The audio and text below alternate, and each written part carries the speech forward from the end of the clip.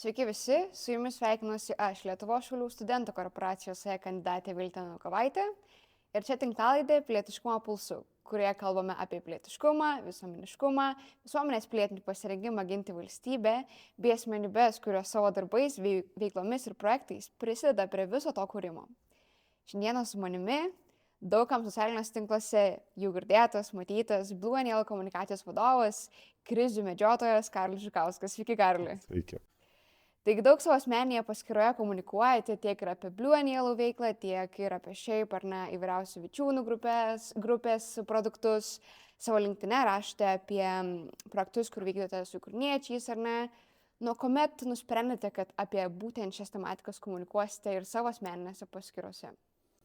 Labai senai ir gal ne tai, kad nusprendžiau, bet tai viskas susijęs su komunikacija. Komunikacija mano yra darbo įrankis ir panašiai, daugiau turbūt negu arti 20 metų, mažiau šiek tiek negu 20, tai vat, kažkaip natūraliai prieš kokį 10 ar kokį 13 metų pradėjau apie propagandą daugiau rašyti, domėjausi seniau, bet tarkim tai, kas trigerina arba dirgina visuomenę, tuo metu ten visokie referendumai dėl Lietuvos žemės pardavimo ir panašiai, Ignalinos atominės. Tai apie tai besidomėdamas kažkokius pamačiau tokius bendrus kažkokius tinklus, sąsajas taškus, kur žmonės yra, kurie nuolat tuo dirginimu užsiema ir tada kuo toliau, tuo labiau apie tai pradėjau domėtis. O natūralu, kai prasidėjo invazija, už praėjusių jau metų pavasarį, tuo metu dirbo dar savivaldybėje, mero patarėjų, tai iš vienos pusės, iš miesto pusės turėjom viską daryti, kad padėtų Ukrainai, ukrainiečiams ir tapom tokia Vilnius kaip savočka ir vėlgi Ukrainos, bent jau invazijos pradžioje tribūna, skleidėm žinutes įvairias. Ir tai kartu ir mano pareigybės buvo, ne, komunikacija strateginė savivaldybei ir iš kitos pusės kaip žmogus, kaip pilietis, kaip tos srities jau metų besidomintis tas sritim, Rusijos propaganda ir panašiai. Tai norėjęs kažką daryti, žinot, panika yra geriausias variklis, tik tais ją reikia tinkamai nukreipti. Kažkas panikavo, išskrido į Ispaniją, kažkas ten panikavo, bet nežinojo, ką daryti, aukojo pinigus ar Blue Yellow ar kitom organizacijom, o kažkas bandė, jeigu turi įgūdžių sutelkti žmonės arba padėti kaip kovoti su tą propagandą, tai natūraliai gavos, kad aš ir pradėjau nuo pirmos invazijos dienos. Kažkiek raminti tautą, buvo pirmieji, pamenu, įrašai apie tai, ką mes galim padaryti ir nereikia čia bijoti, panikuoti. Rusija neturėtų Ukrainos suvalgyti, nors atrodė, kad ten savaitės reikalas. Tai pradžioje raminau, paskui pradėjau galvoti, ko galim padėti ir taip ir atsirado ten pirmieji įrašai, kad siunčiam žinutes į Rusiją vietiniam rusam, nes tada atrodė, kad rusai patys nežino ir jeigu jie suprastų tiesą, galbūt jie nepritartų karui. Kaip dar paaiškėjo, atrodo kad tai buvo naivus, bet vis tiek buvo bandymas, reikėjo kažką daryti. Tada aš gavau ten po mėnesio ar po kiek iš ukrainiečių prašymą per bendrus pažįstamus padėti jiems su fake paskyromis, netikromis paskyromis įvairiuose socialiniuose tinkluose, jiems prikurti arba nupirkti ir jie tas paskyras naudodavo pačioje Rusijoje, VKontakte, tarkim, tinklo, kad skleisti jų propagandą Rusijoje. Tai vėlgi paleidau kontribijai, rinko pinigus, pirko paskyras, siunčiau į Ukrainą, tai taip tas tęsiasi aktyviai kelis mėnesius, ten gavau ir visokių blokų iš WhatsApp, iš Viberių, už necenzūrinės žinutės rusams, bet ir paskui, kai baigės kadencijos savivaldybėj, pradėjau dirbti Blue Yellow ir natūralu, dabar šiek tiek kryptis ta pati, tik tais galbūt priemonė šiek tiek kitos, dabar tikslas yra nefundraising pinigus ir jau nebėra iliuzijų, kad mes galim pakeisti eilinio ruso nuomonę, panašu, kad tai gali pakeisti kaip, nežinau, kaip vokiečių pakeitė, tik didelis pralaimėjimas. Kaip dabar ta komunikacija yra naudojama kaip įrankis? Kaip dabar mes jį galime matyti, tą patį su Blue Yellow, sakot, nebe fundraisinat, ką dabar? Ne, dabar kaip tik fundraisinat, nebėra kažkokių dabar labai aiškus yra tikslai, tarkim, ar ne, ko reikia ukrainiečiam, tai yra, jeigu invazijos pradžioje, ar ne, ten buvo kalbos, kad trūksta visko ir trūko visko. Dabar yra sąrašas priemonių žymiai siauresnis, aš nekalbu apie karinę pagalbą, čia jau ne mūsų organizacijos dalis, bet tarkim, dronai, optika, naktinio matymo prietaisai, termovizoriai, tokie dalykai, kurie labai specifiniai ir kurių tikrai reikia ir prašo. Nebereikia kojinių, nebereikia, nežinau, dar kažkokių ten šiltų liemenių ir panašių dalykų, nes to yra ir galų gale pirkti, vežti, yra kitos priemonės, tai viskas Ukrainai veikia, logistika, tiekimas, ta prasme, jeigu kažko reikia nusipirkti, gali tenai.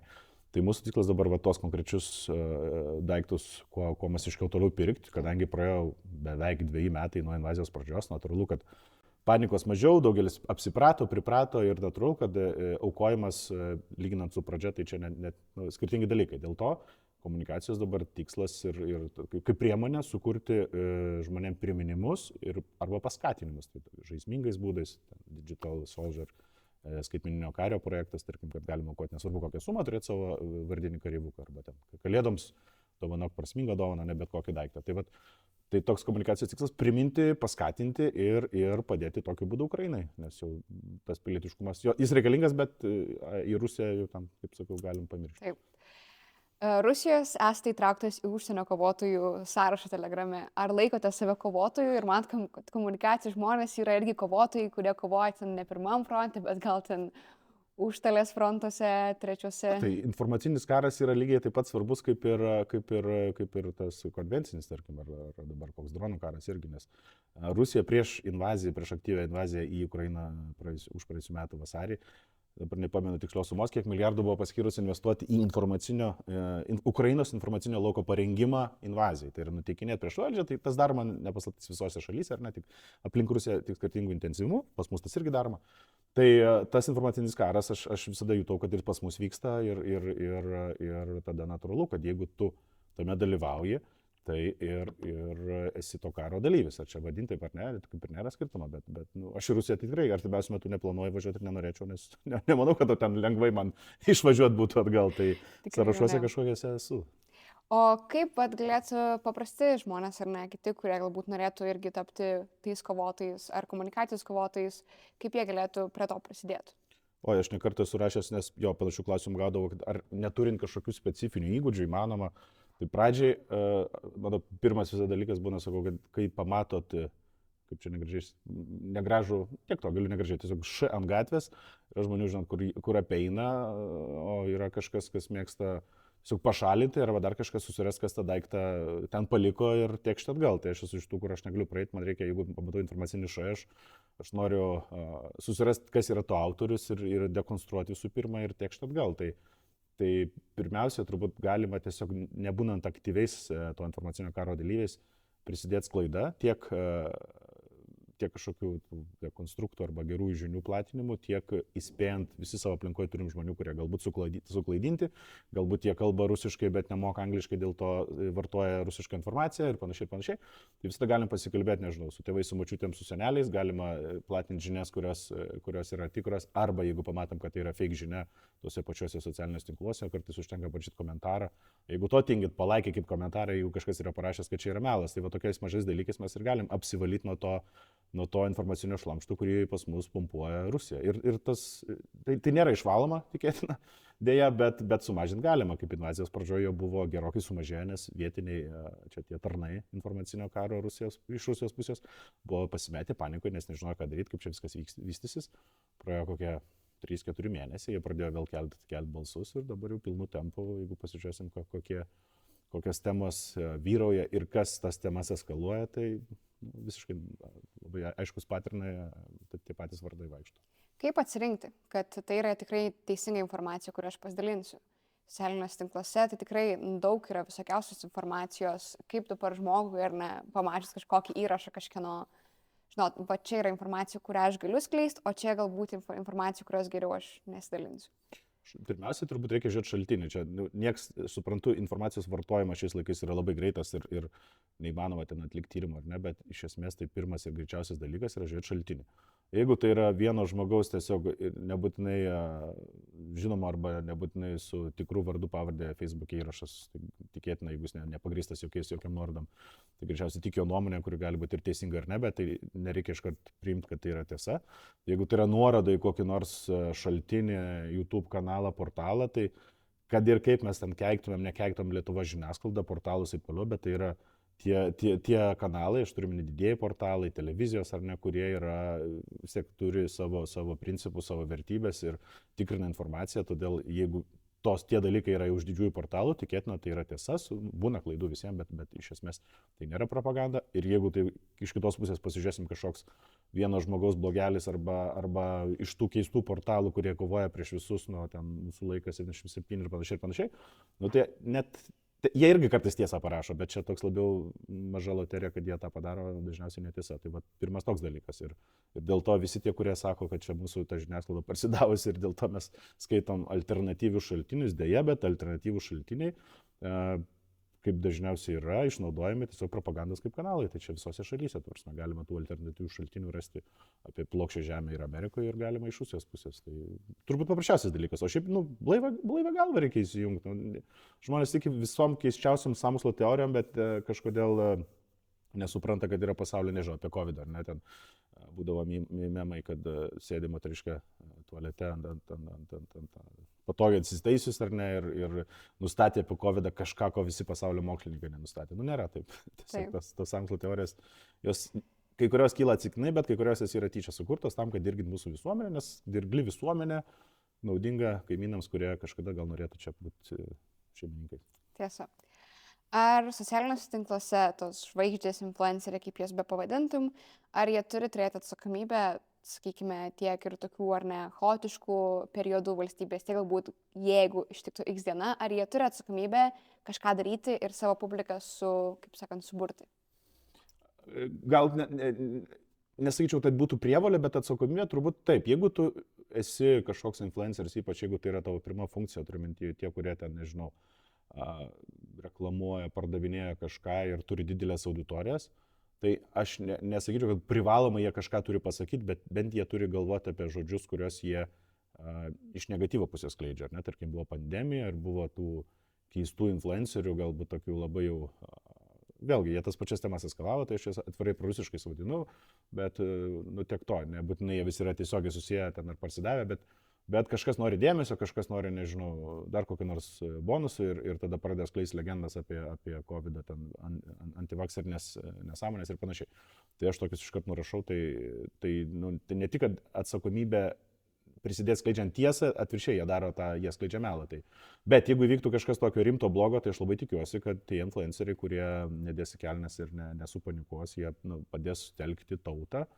Ir kažkurie galbūt ir dabar laikos nuo laiko daro. Yra tarp tų, nežinau, tų pačių humoro klubo jaunosios kartos dalyvių, kiek yra visokių, kurie labai aktyviai irgi prisideda prie nežinau, propagandos galvojimo. Aš matau, ką jie šerna, man patinka, kaip jie rašo, ten Bartuševičius, Matas, Brazevičius, Paulius ir panašiai, tai jie jau tą daro. Tai nesitikiu iš visų, bet iš kai kurių tai tikrai tikėčiaus ir aš nebijoju, kad jie tą darytų. Kokios platformos šiuo metu yra tinkamos, ar galima, kad TikTokas būtų geras ten vienyti pilietinę visuomenę dėl pilietinio pasipriešinimo? Lietuva, kaip būtų vis tiek, Facebookas yra pirmas, nors ir senstantis ir mirštantis dažnai vadinama platforma, bet jį vis dar yra didžiausia, bet jaunimo jau to jaunimo iki 25 ar kažkiek jau sunkiai bepasieksi, tai turbūt Instagramas per influencerius galima ir TikTokas turbūt jaunesnė karta, bet įvairiai, TikTokas yra toks labai skirtingas.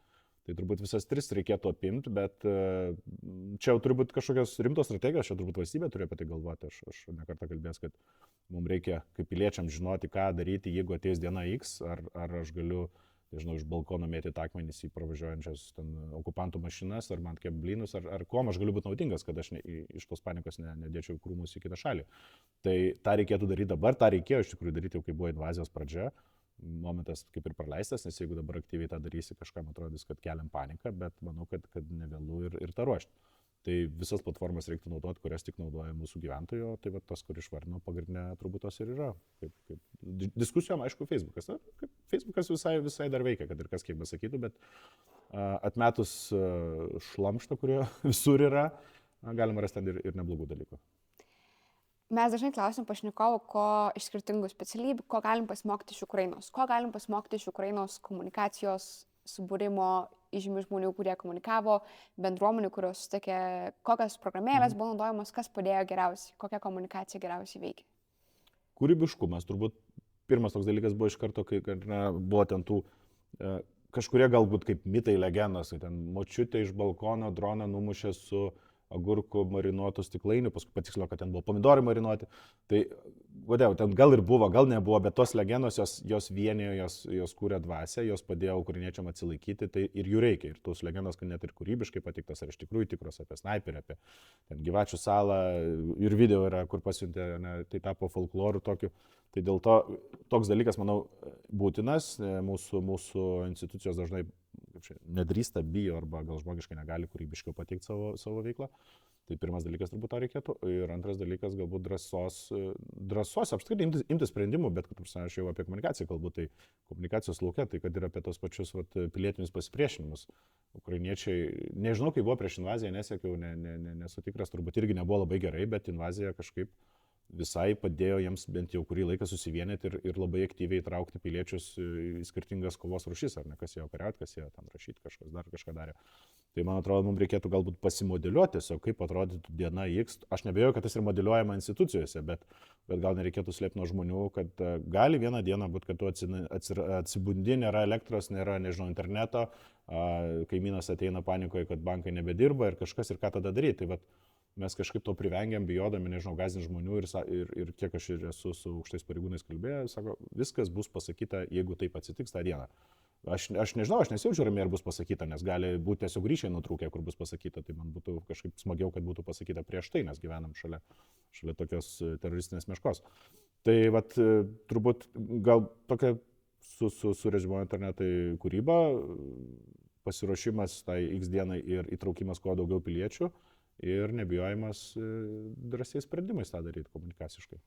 Ukrainoje veikia Telegram programėlė gerai. Kaip manote, ar jinai gerai veiktų Lietuvoje? Ar jinai suburtų tą bendruomenę? Ne, tai ne, vėlgi, pas mus yra skirtingas kultūrinis ar nesloksnis, tarkim, Ukrainoje Odnoklassnikai kirų veikia, Facebookas kažkiek, bet jo, Telegramas. Pas mus Telegramas naudojamas labiau tų, kas nori žinoti, tas rytis, aš pats turiu Telegramą ir ten visą tiesiogiai geriausiai tiek apie Gazos ir Izraelio konfliktą, tiek apie Ukrainos konfliktą galima rasti. Tai nebūtų masiška priemonė, bet ten irgi reikia, man atrodo, institucijoms būti, kad matyti, kokie veikėjai ten neršia, ar ne, nes Facebookas turi šiek tiek griežtesnius filtrus ir riboja, Telegramas jokių filtrų neturi, tai ten visą tą mūsų prorusišką šušarą, visus ten, nežinau, veikėjus, kurie žiūri Janutinės ir kitus ten galima rasti. Ir kartais aš irgi jos ten pasieku, pasižiūriu. Suverenai tie patys ten jų grupse ilgą laiką buvo, kol nusibodo jų kleidesiai. Tai jie ten veikia, nes žino, kad jų nieks nestebi ir nieks necenzuruoja. Tai aš ją matau tik tais kaip programėlę, per kurią mes galim sužinoti, kaip bando mus įtakoti. Bet per ją pakeisti arba kažkokius pilietinius sprendimus paskatinti atlikti tautą, nemanau, nes tai nėra masinis dalykas pas mus vis dar kol kas. Grįžtam prie Blue and Yellow, ar ne? Ar jums tenka susidurti su ta dezinformacijos kažkokia propagandos banga iš tų priešiškų valstybių dabar? Gal ne tiek iš priešiškų valstybių, kiek iš, kaip čia pasakyti, priešiškom valstybėms draugiškų asmenų Lietuvoje. Tai jeigu ilgą laiką, ar ne, ypač invazijos pradžioje, apskritai visi tie tylėjo, kurie ten mėgsta visas sąmokslų teorijas ir panašiai, jie buvo išsigandę, paskui ten kažkiek pradėjo kelti galvas, tai jeigu žiūrėsim praėjusių metų vasarą, čia jau praėjusių metų pusantrų po invazijos, tai gan aktyviai prasidėjo puolimas prieš Blue Yellow, iš tam tikrų veikėjų pradėjo ten eiti gandai nuo iki. Nu, tarsi, jie bet kokią informaciją viešumoje pasitaikiusią iškaipydavo pagal save, Jonas Omanas asmeniškai tikrai labai daug puolimo susilaukė, gerai, kad tai yra stiprus žmogus ir jo tai neveikia, bet kaip organizacija iki šiol yra ir pareiškimai bandomi policijai, prokuratūrai rašyti, jie atmetami, jie vėl bando daryti ir tai daro ten buvę signatarai ar ne, buvę, tie veikėjai, kurie, sakau, tas yra toksai sluoksnis, kur jie buvo kažkada populiarūs praeitį, gal tai priklausomybė vėlgi nuo to dėmesio kažkokio ar ne, ir tu to netenki, tu nori susigrąžinti tai, tau nepavyksta ir tada tu puoli šiek tiek į kraštutinumus, į desperatinius veikimo kelius. Ir tada pradedi tokiais būdais ir šmeižtas, jiems šmeižiant Blue Yellow, jie gauna to dėmesio iš tų, kurie gyvena rusiško informacinėje erdvėje ir nekenčia Ukrainos ir panašiai, ir tada Blue Yellow jiems bloga organizacija. Laimė, tų žmonių nėra daug, bet jie yra tokie, ta grupelė, kadangi maža, tai dalyvauja visose tuose tų veikėjų informaciniuose kanaluose, tai jų atrodo, kad jų ten kiekvienas postas po 1000 laikų surenka. Tai čia tik dėl to, kad jie aktyvus ir taip labai iš pykčio reiškiasi, bet tas yra, tas tęsiasi ir aš nemanau, kad tai pasibaigs, tikėtina, kad dar net stiprės, nes kaip bebūtų, Blue Yellow yra, jeigu skaičiuoti vien žmonių pinigus ar ne, tai Europoje nėra kitos tokios organizacijos pagal pajamas, net jeigu vertinsim absoliučiai skaičiais, o ne per capita, nei Lenkijoje, nei Latvijoje, Estijoje, tolba kažkur toliau. Tai aš manau, kaip bebūtų, Rusija tai irgi yra kažkokia rakštis ar ne, ir būtų fainai ją diskredituoti. Tai ar tai tiesiogiai liepiama daroma, ar čia tiesiog žmonės pasigauna kaip galimybę užlipti ant scenos, nežinau, bet tas yra. Ar su to kažkaip kovojate, ar kažkokį back statote prieš? Mačiau, kad kuriate ar ne podcastus kartais YouTube, ar tai yra būdas jums kovoti su tuo, kas eina prieš jūs? Podcastai buvo pradžioje, čia dabar nebedarom kol kas, nes pasižiūrėjom, kad yra daug mūsų organizacijos pagrindinė veiklos kryptis nėra informacijos skleidimas ir natūralu tie, kas analizuoja ir seka Ukrainos ir Rusijos konflikto karą, tie dar net geresnių įžvalgų mato, tai mums dubliuoti kaip ir nebebuvo prasmės, tai tą sustabdėm bent jau šiuo metu su Jonu tos podcastus įrašinėti, bet kažkokiais aktyviais būdais to nedarom, čia pas mus ir pačius diskusija buvo, ir su teisininkais, vėlgi visada, aš kaip komunikatorius visada linkęs tą mūsų puolimą atsakyti atgal ir viešai kovoti. Teisininkų dažniausiai būna patarimas, kad iš to jokios naudos nebus, į teismus neverta eiti, nes labai sunku įrodyti tokius dalykus, kaip ten šmeižtas ar kažkas. Ir gaunas, kad mes ne į visas atakas atsakėm kažkokiu tai būdu, dažniausiai tuos kaltinimus, kurie buvo jau visiškai paimti kažkokie faktai iškraipyti, mes atsakydom viešai, surašydom tiesiog faktus, tai tiesiog be jokių emocijų, taip. O toliau nenorim veltis, nes čia toks labai irgi... Mes žinom, kad jie norėtų, kad mes įsiveltumėm, tada gautųs ar ne didesnis konfliktas, jie gautų daugiau dėmesio, jie vėl toliau galėtų save lepinti to dėmesio. Tai va, čia toks kartais, kur reikia nuryti ir praeiti pro šalį, nors žinai, kad į tave šaudo, daužo ir panašiai, bet jeigu tu sureaguosi, tu jiems dar daugiau naudos duosi. Tai va, tai nebūtinai teisingas sprendimas, bet šiuo metu taip yra, ar jeigu tai tęsis, tai nebejoju, kad gali būti ir kažkokių teisinių atsakų, tik tai, kad su jais atsakau Lietuva yra ilgas procesas, be kažkokio labai didelio aiškaus rezultato ir tada jie tai turi laiko, jie neturi darbų, jie turi laiko. Ir pabaigai, jūs neseniai pasidalinote įrašų vis dar apie Vičiūnų grupės esamus produktus ir apie visą situaciją. Man tai yra sėkminga komunikacija, ką jūs padarėte, ar tai veikia ir ar tai ateityje kažką užkirs kelią? Čia nežinau, kaip galima vertinti sėkmingą, nesėkmingą, tiesiog man yra ir toliau turbūt kaip dideliai daliai Lietuvos piliečių pikta, kad vienas didesnių verslininkų Lietuvoje ir antro pagal dydį miesto meras turi verslą Rusijoje ir ten jau pusantrų, beveik 2 metus teigia, kad išeidinėja, dabar jau galiausiai nustojo tą sakyti, nors jau prieš metus sakė, kad jau tuoj finalizuosis. Bet aš sakiau, aš tai dariau ne dėl to, kad ten kažkaip vėl, nežinau, sukritikuoti, aš noriu, kad žmonės žinotų, žmonėms reikia žinoti ir kad jie patys galėtų padaryti sprendimus, duoti visą informaciją. Dėl to man šiek tiek, bet stipriai pikta ant prekybos centrų, kad jie ten bando Viči gaminius pakišti po privačiom etiketėm. To negali būti. Atvirkščiai, solidus prekybos centras, kaip buvo Norvegijoje pavyzdys, o ne, tai galima prie etikečių informuoti, kad tai yra įmonė, kuri gamina Rusijoje ir dėl to prisideda prie Rusijos ekonomikos gerinimo. Tai aš tik dėl to surinkau tos atvejus, kadangi Ukraina paskelbė, kad įtraukė Vičiūnus į karą remiančių šalių grupę ar kažkas tokio ten yra. Tai priminiau visiems, kas galbūt pamiršo ir buvo pasirodo visai nemažai žmonių, kurie nežinojo, kad kokie nors Rido kiaušiniai yra gaminami Vičiūnų. Tai šia prasme aš tikiuosi, kad ten tie tūkstančiai keli, kurie paskaitė ar palaikino tą įrašą, tai bent jau nebepirks, jeigu netyčia kartais per nežinomybę pirko tuos produktus. Kad tai kažką pakeis, iliuzijų nebeturiu, nes matau, kad Vičiūnam reputacijos nereikia, jie tiesiog nerūpi, o Lietuvoje dėja irgi yra nemažai pirkėjų, kurie nesuveda, kad tavo paskirtas euras Vičiūnų produktam kažkur per grandinėlę virsta galiausiai žudimo Ukrainoje. Tai čia toks informacijos klaida, suteikti visą informaciją, kad žmonės neturėtų galimybių klysti netyčia. Jeigu žmogus nori klysti, jeigu jis nori pirkti Vičiūnus, tegu tai daro, bet jeigu jis nenori pirkti, tai jis turi žinoti, kas tai nėra. Ir kad nebūtų visokių sąmokslo teorijų, nes iš to Lietuvoje dėja irgi labai daug gimsta visokių sąmokslo teorijų, nuo COVID iki ten, bet ką, nes žmonės arba neturi, arba informacijos, arba tingi įsigilinti. Tai vat kiek savo srityje, kiek dirbu, kiek žinau, tą visą pasakoju, tiek savivaldybė tą darydavau, tiek Blue Yellow. Dėkojame Karoliui Žukauskui, Blue Yellow komunikacijos vadovui, krizių medžiotojui ir su jumis buvo tinklalaidė Pilietiškumo pulsu. Iki kitų pasimatymų, viso. Ačiū, iki.